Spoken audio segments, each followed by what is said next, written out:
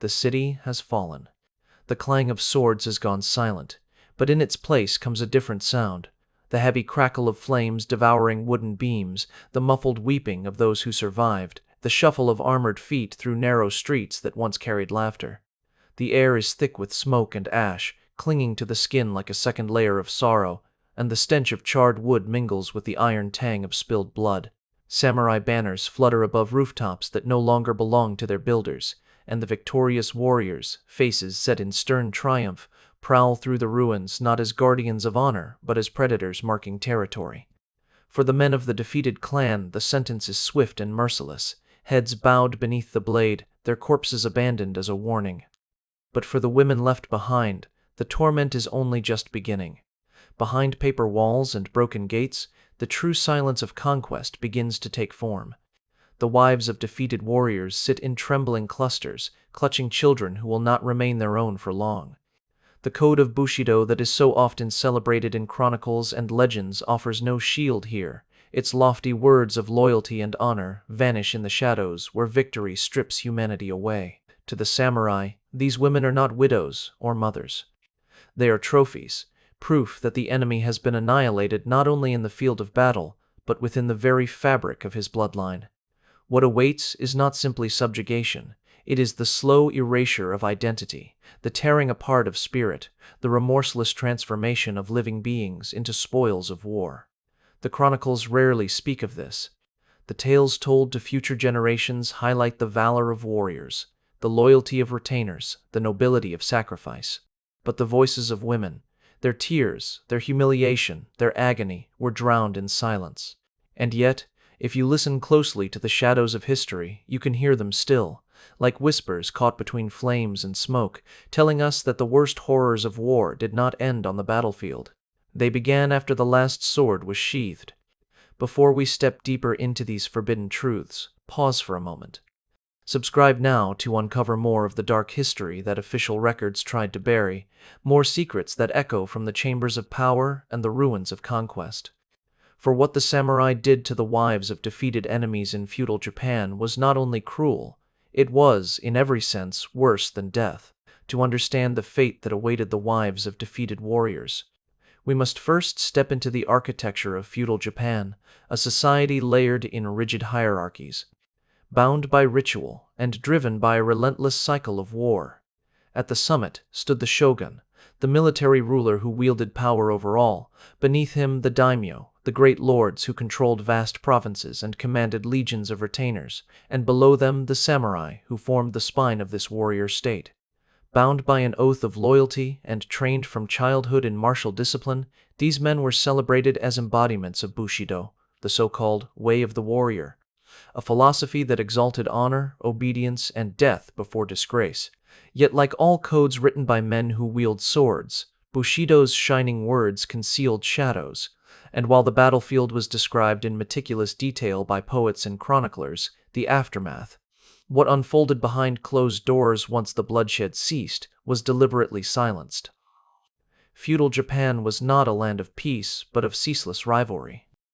Daimyo waged war not merely for territory, but for survival itself, for to lose a battle was to see one's clan erased, castles set ablaze, and lineages reduced to dust. Villages were caught in the crossfire, peasants pressed into labor or slaughtered to prevent uprisings, and women became both witnesses and victims of these cycles of annihilation. The capture of a castle did not end with banners planted on its gates. It meant the stripping away of everything the enemy had built: his lands, his treasures, his heirs, and most cruelly, the women who embodied his bloodline and his future. These women, wives of samurai, daughters of lords, mothers of heirs, were more than individuals. They were symbols of dynastic pride, living repositories of alliances, and in the minds of conquerors, vessels that could be exploited to ensure that the memory of a defeated clan was not only humiliated, but permanently overwritten. In theory, Bushido demanded respect, purity, and loyalty, yet in practice these lofty ideals were selective, applied most often to the conduct of men in battle and rarely to what followed conquest. Chronicles recount seppuku, the ritual suicide of warriors who chose death over dishonor, yet almost never dwell on what happened to the women left behind in conquered cities. The silence is telling, for in this silence lies the unspoken truth that women were not granted the same path of honor. Where men could fall upon their swords, women were left to endure, and endurance became its own kind of torment. For them, there was no stage upon which to perform valor, no acknowledgment of their suffering as noble. They were, instead, treated as commodities, tokens in the victor's hand, their dignity stripped away not by a single stroke of steel, but by a prolonged series of degradations designed to remind them, and their kin, of total subjugation. To grasp the horror, one must also understand the symbolic weight of women in the samurai world. Marriages were political instruments, binding clans in alliances more enduring than battlefield pacts. A wife carried with her not only her family's blood, but also its honor and prestige.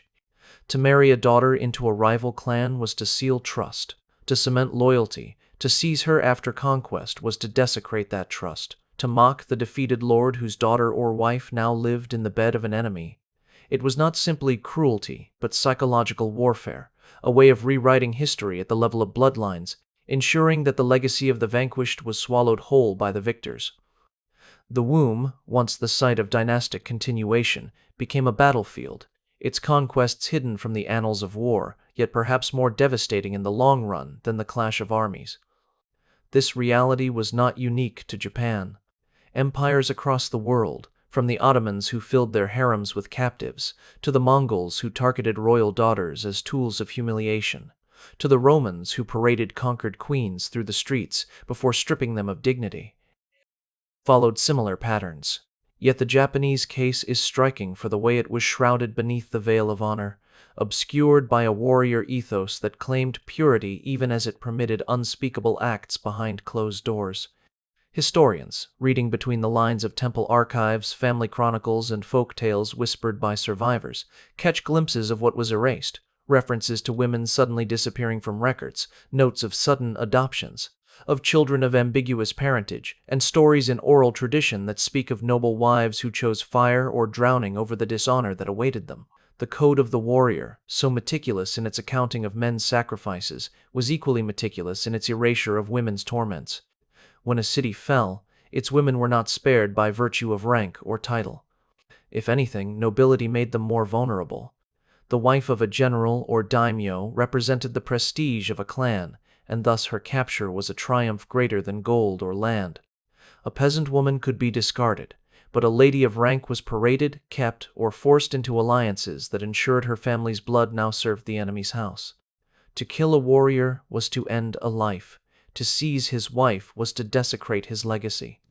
In this sense, conquest extended beyond the battlefield, stretching into bedrooms, into families, into the very idea of lineage and continuity. Thus the stage is set. We stand not merely in the ruins of cities or the silence of battlefields, but at the threshold of hidden chambers where the true price of defeat was extracted. The samurai, hailed as paragons of honor, became executioners of identity, architects of humiliation, and engineers of a cruelty that unfolded slowly, relentlessly, under the guise of order. This is the side of Bushido the chronicles do not show, the part of history painted over with silence, yet it is here behind those silences that the darkest truths wait. For when we speak of what samurai did to the wives of their defeated enemies, we are not speaking only of isolated acts of brutality, but of a system, a ritual, a calculated rewriting of memory and bloodlines that ensured the enemy did not simply die, but was erased from existence itself. When the walls of a castle collapsed and the banners of the victorious clan were planted above its gates, the women inside quickly discovered that conquest was not only about death and destruction, but also about the deliberate unraveling of identity. In a world defined by rank, clothing, ritual, and heritage, the first cruelty inflicted upon the wives of the defeated was the stripping away of their status. The silks and ornaments that once marked them as noble women were torn away, replaced with coarse garments fit for peasants or prisoners. In some accounts whispered through folklore, noble ladies were paraded in the streets before the eyes of their former retainers, mocked and jeered at by those who had once bowed before them. This was no spontaneous outburst of cruelty, but a ritual humiliation designed to show the world that the blood of a daimyo's house was no longer untouchable, that the most sacred symbols of power could be trampled upon with impunity. The samurai, who presented themselves as guardians of order, understood the power of symbols, and nothing was more symbolic than the image of a once proud lady stripped of dignity, her ornaments scattered, her head bowed, not in honor but in enforced submission. To degrade a wife was to degrade the memory of her husband, to ensure that his spirit, wherever it lingered, would be haunted by the sight of his lineage dishonored. The conquerors took care that this humiliation was not confined to private chambers, but often displayed before the wider community. For commoners who had lived under the defeated clan, seeing their lord's wife reduced to nothing was both a warning and a lesson. Loyalty was fleeting, power fragile, and dignity, a luxury granted only by those who carried swords. What followed was not only the loss of material finery, but also the erasure of identity. Names could be changed, titles removed, households dissolved. A woman who had once been addressed with honorifics befitting her station could find herself called by terms that reduced her to property or chattel. In that transformation, the samurai enacted their first act of conquest, not through physical violence, but through psychological mutilation. For a society built on hierarchy, to be stripped of rank was to be spiritually executed, to live without the protections and reverence that had once been as natural as air. This was only the beginning, the first cut in a long ritual of degradation that ensured no woman of the defeated clan could ever forget the weight of her defeat. After status was stripped, the true war of the mind began. The samurai were not ignorant of the power of fear, they wielded it as carefully as they wielded steel. For the wives of the fallen, captivity was not just imprisonment, but a calculated dismantling of their sense of self. They were often forced to witness the deaths of their husbands, brothers, or sons. The executions staged before their very eyes, so that grief became inseparable from terror. In some accounts preserved in family chronicles, mothers were forced to watch as their sons were taken from them, sometimes to be executed, sometimes to be raised within the enemy clan as if their true bloodline no longer existed. This practice ensured that the women's grief would be compounded by uncertainty, leaving them unable to mourn fully, forever trapped between loss and dread. Silence was enforced with cruelty. Women were forbidden to cry openly, for their lamentations were considered dishonorable disruptions of the victor's peace. To weep was to invite punishment, sometimes through beatings, sometimes through the humiliation of being silenced in front of others. Even their private sorrow was not safe. Informants among servants or other captives could betray their words, and punishment would follow swiftly. Over time, this forced silence eroded the will to resist, turning once proud wives into shadows of themselves, walking reminders of how complete the conqueror's power could be. The samurai did not need chains to bind these women, for psychological domination was more enduring than iron. Each day brought new reminders that their lives were no longer their own. They were told when to eat, when to sleep, when to move. Even their gestures were scrutinized, and any sign of defiance could result in reprisals not upon them but upon others, deepening the cycle of fear. Thus the women were forced into complicity by terror, their silence used as a weapon against themselves and their kin. This was the genius of psychological warfare. It broke not only bodies but legacies, ensuring that resistance was not passed on to children, that hope itself was strangled before it could take root. Perhaps the most insidious form of conquest was the transformation of defeated wives into instruments of alliance. When a daimyo fell, his wife and daughters were not always discarded. Instead, they became bargaining chips, absorbed into the victor's households as concubines or wives. On the surface, these arrangements were cloaked in the language of diplomacy, framed as ways to unite clans and heal rivalries.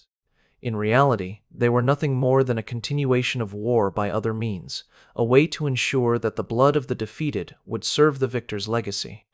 These women were often coerced into marriages that bound them to men who had destroyed their families. To bear children in such circumstances was not an act of love but of forced allegiance, and those children became living reminders of conquest. In some cases, the offspring of these unions were paraded as proof of dominance. A daimyo could boast that his rival's bloodline now served him, that the very womb of his enemy's wife had been conquered. For the women, this meant a lifetime of psychological torment, forced to nurture the children of their oppressors while erasing the memory of their true lineage. Concubinage was no less cruel. Women were taken into households as lesser partners, stripped of the protections once afforded by noble status. Their roles were reduced to serving the desires of their captors and producing heirs who would never acknowledge the lineage from which they came. In diaries that survived, some women spoke in veiled language of their despair, likening themselves to birds caged without wings, or trees forced to bloom in alien soil.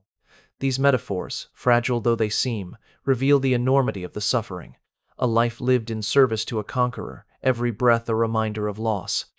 The cruelest irony lay in the way society viewed these arrangements. To the outside world, such marriages were symbols of reconciliation, proof that warring clans had set aside their hostilities. But within the walls of the women's hearts, they were scars, open wounds masked as political victories. It was conquest carried into the intimate sphere, the battlefield reborn within the private chambers where women who once held power now endured submission, dressed in the language of peace. At the heart of the unspoken horrors was the weaponization of intimacy.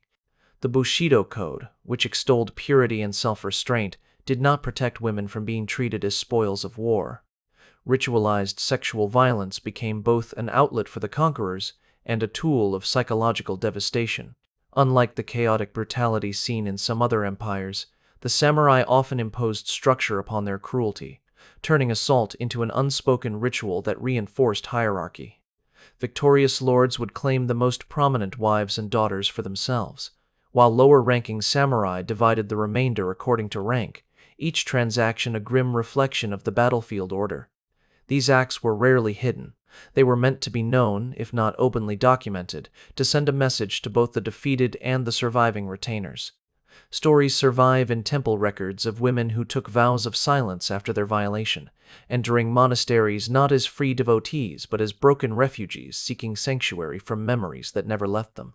Others are remembered in poetry, verses that speak of moonlight over shattered blossoms, or night winds that carry only weeping, subtle ways of expressing traumas too dangerous to name outright. The phrase, worse than death, becomes vivid here, for many women believed exactly that. Death could be swift, honorable, and final. What they endured instead was a lingering torment that stripped them not only of bodily autonomy, but also of spiritual peace. To endure violation at the hands of one's conquerors was to be remade into a living monument of defeat, carrying within one's body the mark of an enemy's triumph. For some, the only escape was self-inflicted suicides by fire, by drowning, by the knife hidden beneath a sleeve. These desperate acts, though erased from samurai chronicles, lived on in whispered stories, reminders that for many, death was preferable to survival under such terms. The greatest hypocrisy of all lay in the samurai's silence. They celebrated themselves as paragons of discipline, yet their discipline ended where conquest began. What was done to women was excused, ignored, or framed as the inevitable price of war. And so the code of Bushido, with all its grandeur, revealed its hollowness. Behind every tale of honorable battle lay unspoken chapters written in the tears and suffering of women who had no voice, no honor, and no place in the chronicles of victory. The final cruelty was not immediate, but generational.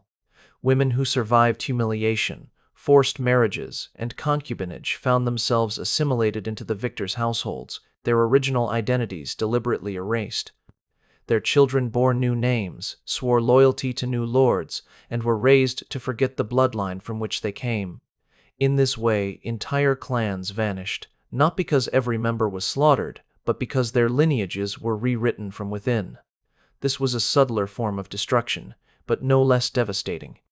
The womb became a weapon, the child a monument to conquest. Folklore across Japan still carries fragments of these stories. Songs sung in remote villages about noble daughters who vanished into enemy houses, proverbs warning of roots planted in stolen soil, and tales of ghosts who wander, searching for families that no longer exist. Genetic studies in later centuries even suggested patterns of absorption, traces of bloodlines preserved not as proud legacies, but as silent testaments to conquest. Assimilation erased not only families, but also memory itself. Women who once bore names recorded in clan genealogies disappeared from the scrolls, replaced by titles like wife of or concubine to.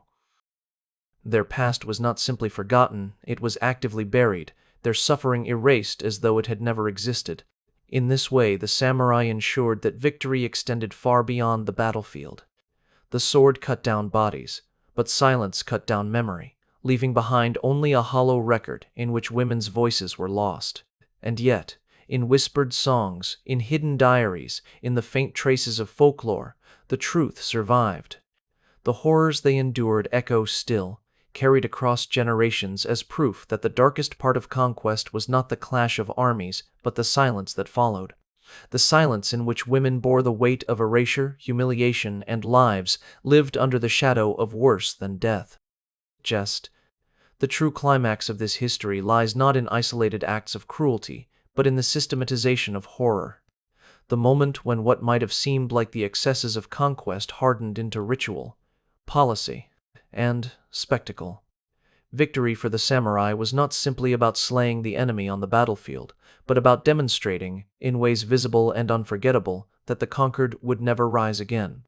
For this reason, the fates of wives and daughters of defeated clans often became the centerpiece of ceremonial humiliation, acts that were designed not only to break the women themselves, but to send tremors through every surviving retainer, servant, and ally who bore witness.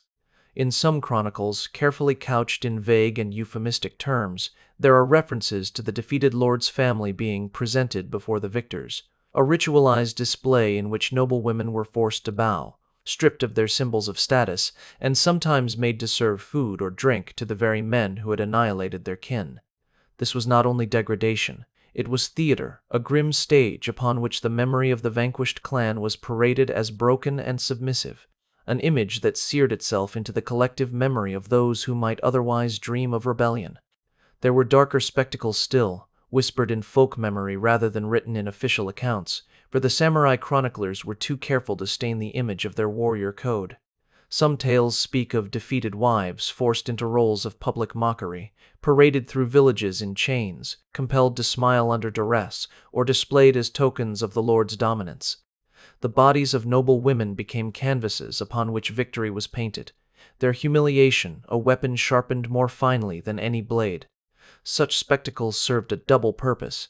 They silenced resistance among the defeated, and they reminded the victors themselves of their supposed invincibility, binding the samurai class together in complicity.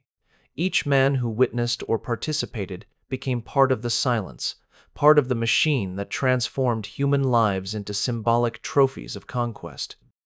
Yet perhaps the cruelest revelation lies in the way cruelty itself became bureaucratized, cataloged, and rendered ordinary. Victories produced records, not only of land and treasure seized, but also of people. Women of noble lineage were listed, their ages, their beauty, their fertility noted as coldly as one might describe livestock. These inventories reveal the mindset of conquerors who saw human beings not as souls or persons, but as assets to be distributed. A woman might be granted to a loyal retainer as reward, or absorbed into a daimyo's household to cement his prestige, or consigned to a temple where her silence would serve as a shield against scandal. What is most chilling is not the violence itself, but the way it was made routine, incorporated into the structures of governance, so that the annihilation of a family's dignity became as ordinary as collecting taxes or storing grain. For many women, the only escape from such horrors was self-destruction. Records survive of mass suicides within castles under siege, where wives, daughters, and mothers chose fire, drowning, or the knife rather than submission. These acts, though celebrated in later centuries as noble sacrifices, were in truth desperate attempts to evade what all knew awaited them: humiliation, violation, and erasure. The flames that consumed women in the inner chambers of castles were not only literal but symbolic, a refusal to allow their bodies to become the battleground of their enemies.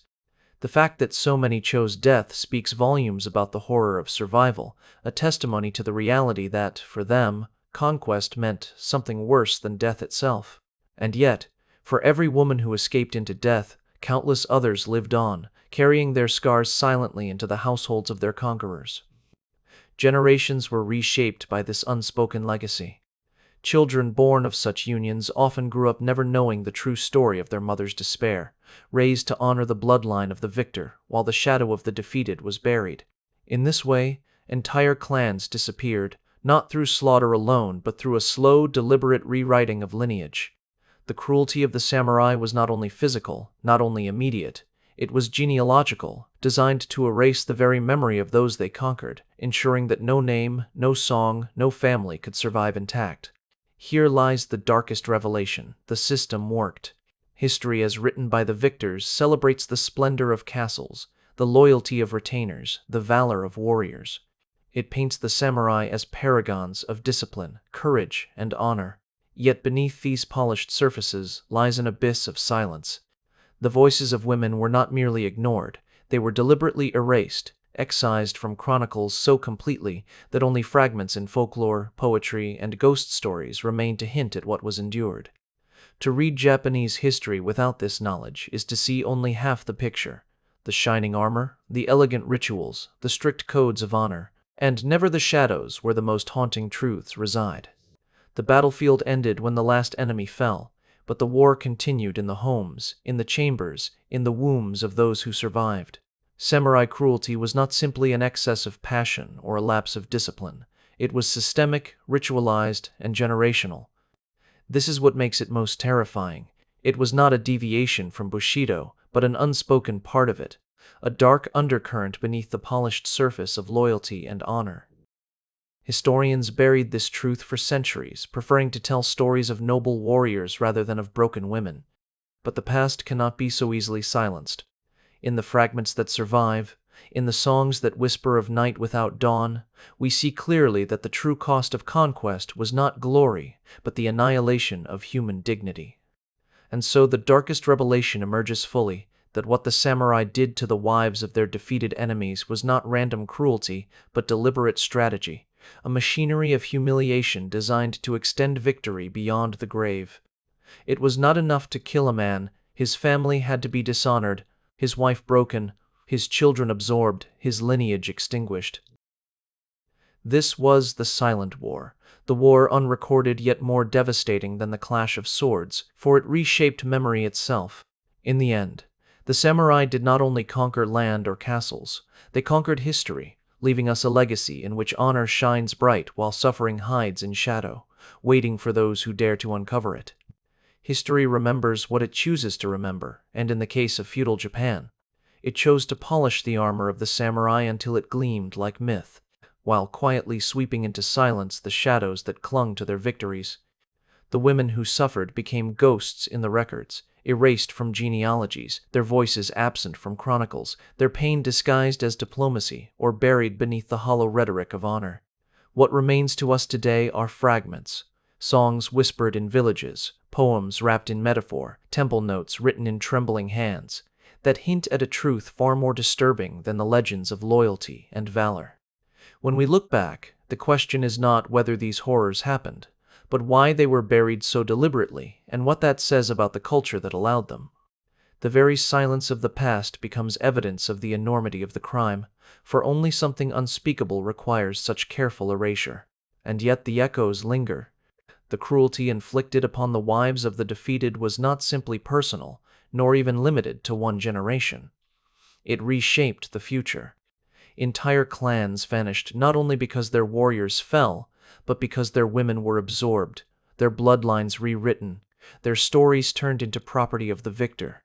It was conquest that lived on in the children, conquest that whispered through the corridors of power long after the swords had been sheathed. The idea that the samurai, paragons of Bushido, could sanctify such systematic humiliation reminds us that all codes of honor are written by those with power, and power has always had the ability to mask cruelty in the language of virtue.